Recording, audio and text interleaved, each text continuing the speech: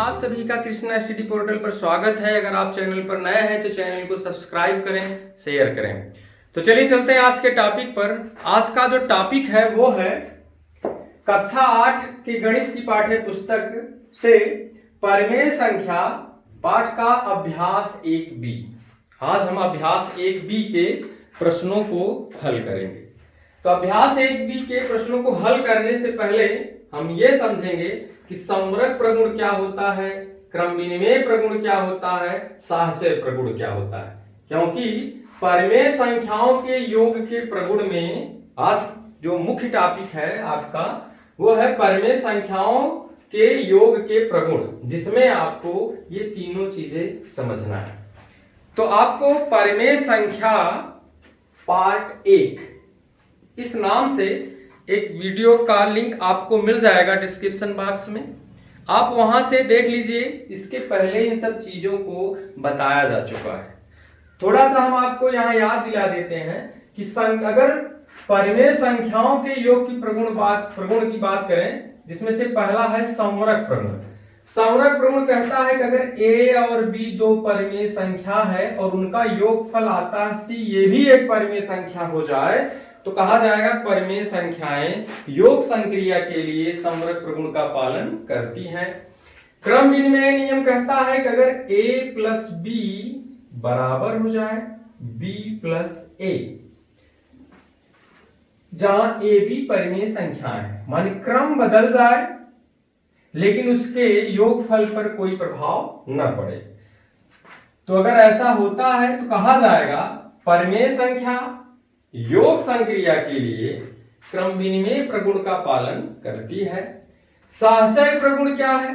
a b c तीन परिमेय संख्याएं हैं, जिसमें से a b को पहले जोड़ा जाए, फिर वही तीनों परिमेय संख्याएं ले लीजिए, लेकिन इसमें b c को पहले जोड़ा जाए, फिर a में जोड़ा जाए।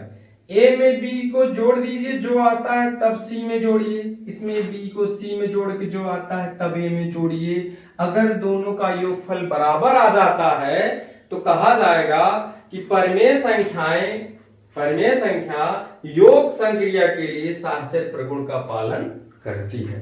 तो चलिए चलते हैं अभ्यास 1B के अभ्यास प्रश्न पर। और इस अभ्यास प्रश्न को देखने से पहले आप परिमेय संख्या भाग 1 नाम से एक वीडियो का डिस्क्रिप्शन बॉक्स में लिंक मिल जाएगा, आप उसको पहले देख लेंगे, उसके बाद ही इसको देखेंगे तो ज्यादा समझ में आएगा। तो चलिए, इसका पहला क्वेश्चन है जिसमें आपको बताना है कि वो एक कथन दिया है और आपको बताना दिया गया कथन सत्य है कि असत्य है। चलिए, पहले जो इसमें पहले प्रश्न का जो पहला क्वेश्चन है वो है -4/5 प्लस -4/5 इज इक्वल टू -8/5। कह रहे हैं क्या ये सही है? तो बताइए क्या ये सही है? हर इसका बराबर है। हर बराबर होने पे आपको पहले वाले अभ्यास में बताया गया कि हर बराबर होने पे अंश उसका डायरेक्ट जुड़ जाता है। तो -4 में -4 जुड़ जाएगा तो -8 आएगा।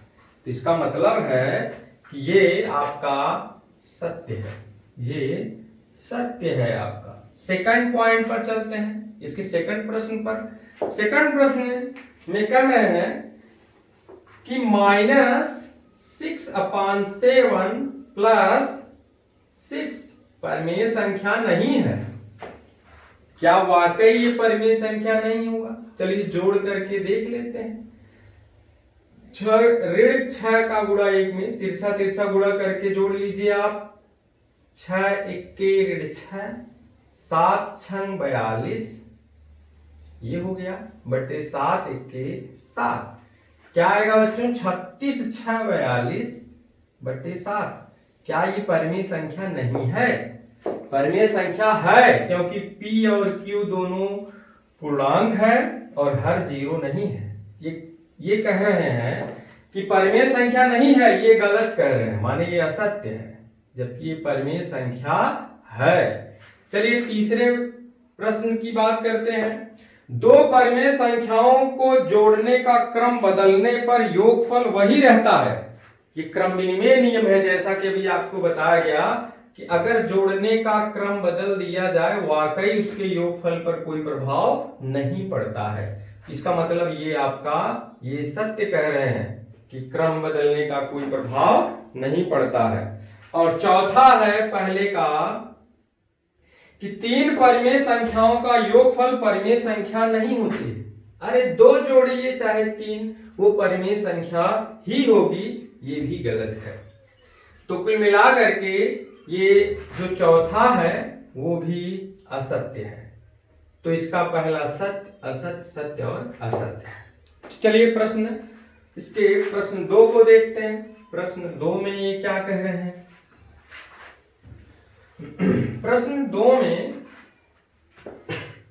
ये कह रहे हैं कि निम्नलिखित या निम्नांकित परिमेय संख्याओं को जोड़कर बताइए कि योगफल परिमेय संख्या है अथवा नहीं। तो बच्चों जैसा कि प्रश्न 1 का दूसरा आपने जोड़ करके देखा परिमेय संख्या है कि नहीं, ठीक उसी तरीके का ये भी प्रश्न है। चलिए एक प्रश्न इसमें से देखते हैं। -3/4 और 3 आपको बताना है कि इनका योगफल परिमेय संख्या है कि नहीं। तो इसको आप ऐसे लिख सकते हो, -3 का गुणा 1 में करेंगे तो -3 आएगा, 4 का गुणा 3 में करिए 12 आएगा, 4 का गुणा 1 में करेंगे तो 4 आएगा, -3 12 + 9/4 ये एक परिमेय संख्या है, क्योंकि ये p/q के रूप में है और इसका हर 0 नहीं है और pq पूर्णांक है। तो चलिए इसका प्रश्न 3 देखते हैं। प्रश्न संख्या 3, इसमें ये क्या पूछ रहे हैं? कह रहे हैं कि दोनों पक्षों को हल करके सत्यापित कीजिए। इसमें कुछ प्रतिबंध दिए हैं और बराबर का कह रहे हैं कि क्या वो सही है, ये हल करके आपको बताना है। तो चलिए देखते हैं।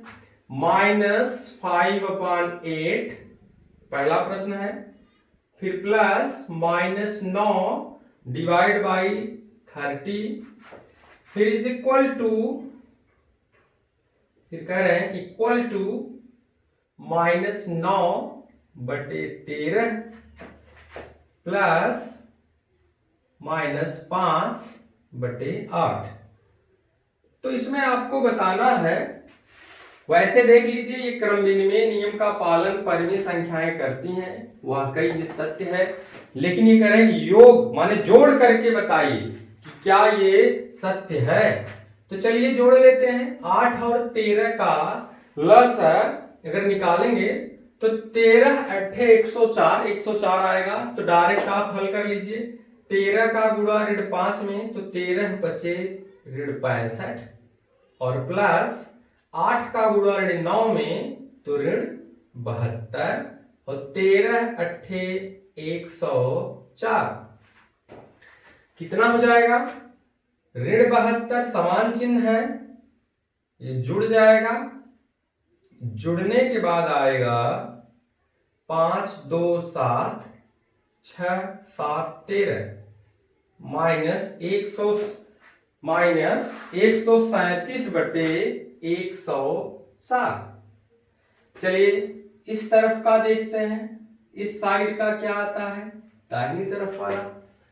फिर ऐसे -9 का गुणा 8 में तो -72, 13 का गुणा -5 में तो -65 प्लस -65, 13 8 104 -72 -65 डिवाइड बाई 104 104। तो बच्चों देख लेते हैं कितना आता है। फिर 5 2 7 और 7 6 13 -137 डिवाइड बाई 104। देखिए ये बराबर आता है, बराबर आया, इसका मतलब ये कथन सत्य है, ये सही है, सत्यापित हुआ। चलिए दूसरा आप खुद लगा लीजिएगा, आसान है। तीसरा देख लीजिए, ये बड़ा कोष्टक छोटे कोष्टक में -4/7 छोटा कोष्टक बंद +1/4। प्लस 7 अपान माइनस 16 इज इक्वल टू -4/7 छोटे कोष्टक में प्लस बड़ा कोष्टक 1/4 प्लस छोटे कोष्टक में 7 अपान -60 छोटा कोष्टक बंद बड़ा कोष्टक बंद। तो चलिए देखते हैं क्या ये सत्य है। तो पहले बच्चों ये कोष्टक वाली चीज तोड़ेंगे। वैसे देख लीजिए ये साहचर्य प्रगुण है। -4/7 यहाँ है, यहाँ भी है, 1/4 यहाँ भी है, 7/16 यहाँ भी है। तो इसका मतलब ये सत्य होगा, लेकिन हल करके बताना है। तो हल करिए। तो पहले इसका गुणा तिरछा कर लेंगे, क्योंकि 7 और 4 का लसा लेंगे तो 28 आएगा। 7 चौक 28, तो 4 चौका -16, 4 का गुणा -4 में, 7 का गुणा 1 में, तो 7 1 7, 7 चौक 28 प्लस ये ऋण ऊपर कर लीजिए -7/16, ऋण 16 प्लस 7 -9/28 प्लस ऋण 7/16। 16 और 28 का अगर हम लसा लें, 16 और 28 का अगर लसा लिया जाए तो कितना आएगा? 2 8 16, 2 14 में 28, 2 चौका 8, 2 7 14, 2 दूना 4, 7 नहीं कटेगा तो ऐसे ले लीजिए और फिर 7 1 7। कितना आया? 2 दूना 4 दूना 8 दूना 16, 7 112। तो आ गया लस आपका आ गया 112। तो 112 जब लस आ गया तो इसमें आप देख सकते हैं 28 में कितने का गुणा करें तो 112 है। तो देखिए बच्चों आसान तरीका मैं बताता हूं। 28 इसमें से 28 आप निकाल लीजिए, जितना बचता है उतने का गुणा हर अंश में आपको करना है। तो 7 दूना 14, 14 दूना 28, अब बस कितना रहा है? 4, 2 दूना 4, तो 4 का गुणा हर में भी, 4 का गुणा अंश में भी। हर का 28 चौका 112 आएगा और ऊपर आएगा -36 प्लस 16 है।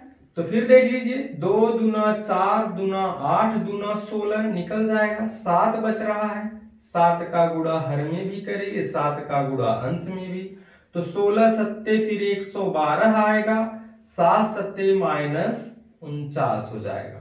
हर बराबर है तो हर आप लिख लेंगे, क्योंकि ये आपको बताया गया है पहले वाले वीडियो में।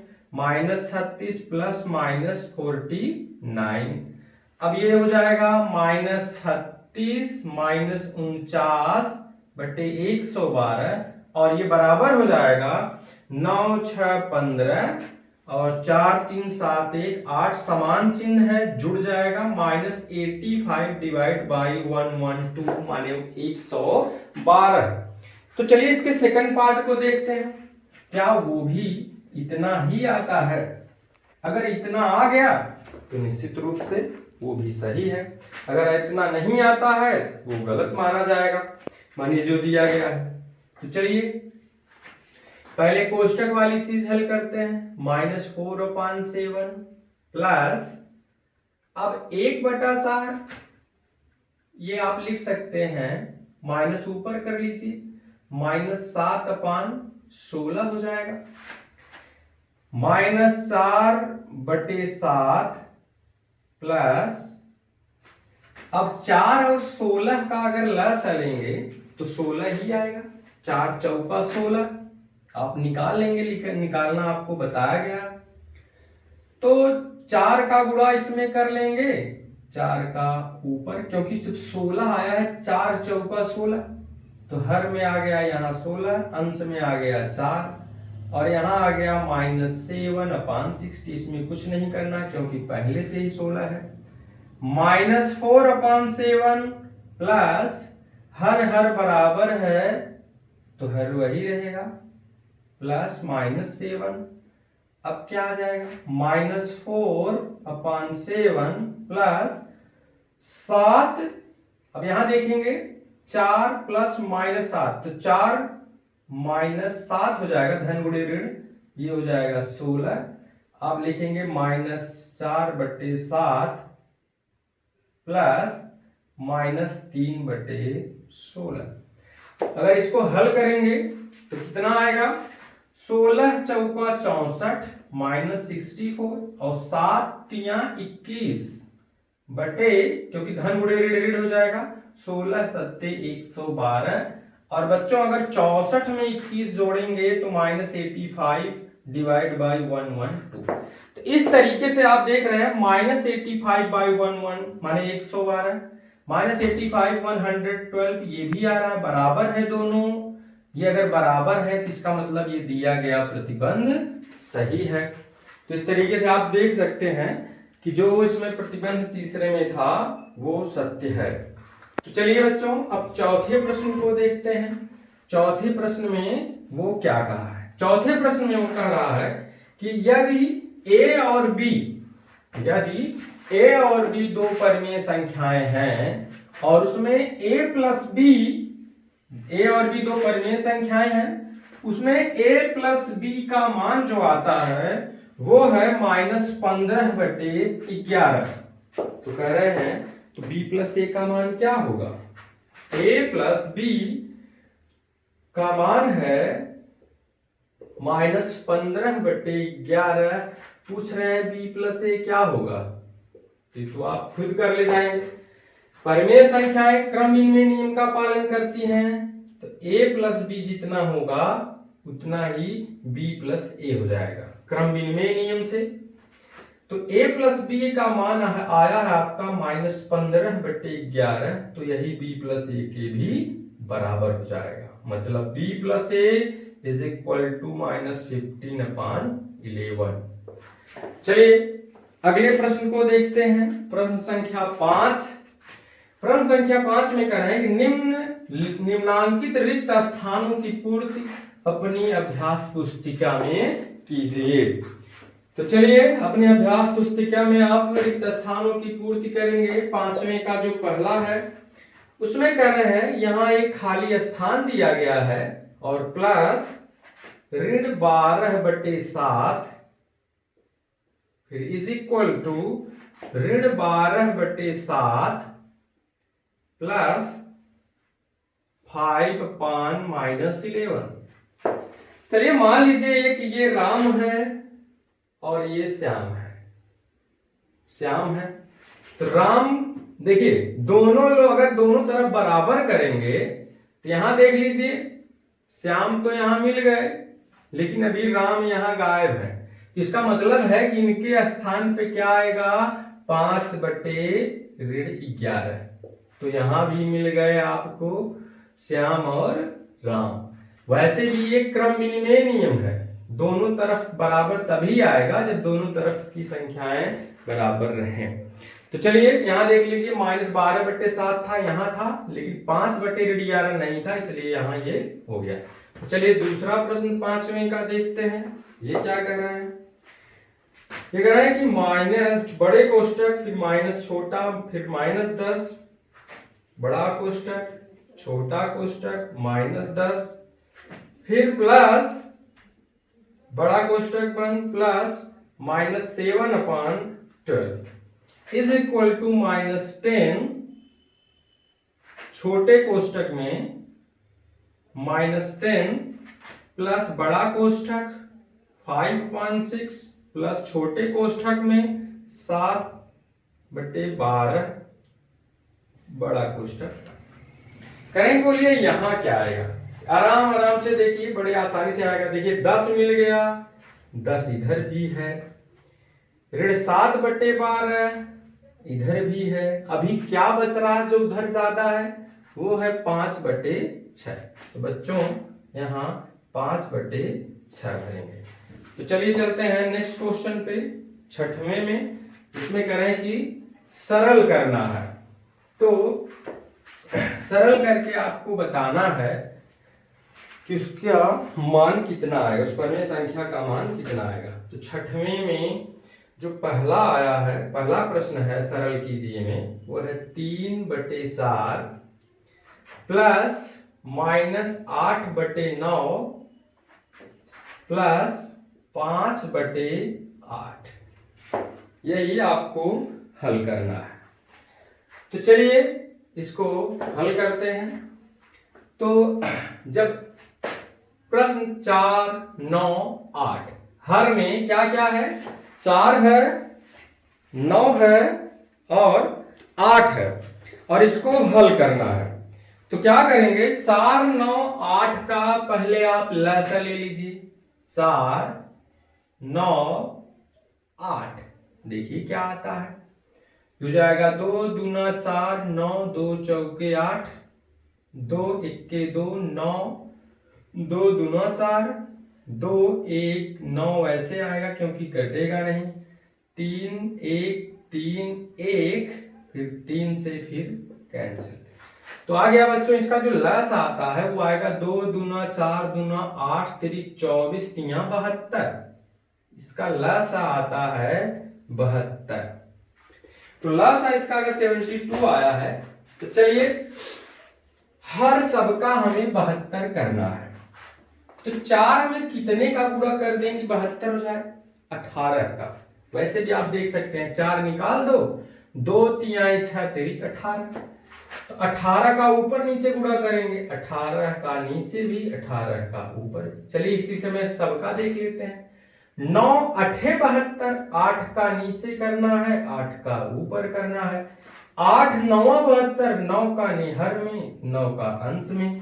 तो जाएगा 18 चौक 72, अंश में आ गया 18 तिहाई 54, फिर प्लस 8 अठाई -64, 8 9 72, 9 बचे 45 और 9 अठे 72।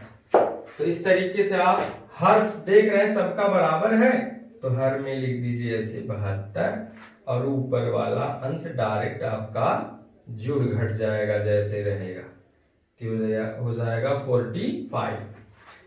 पहले समान चिन्ह वाले जोड़ लेते हैं।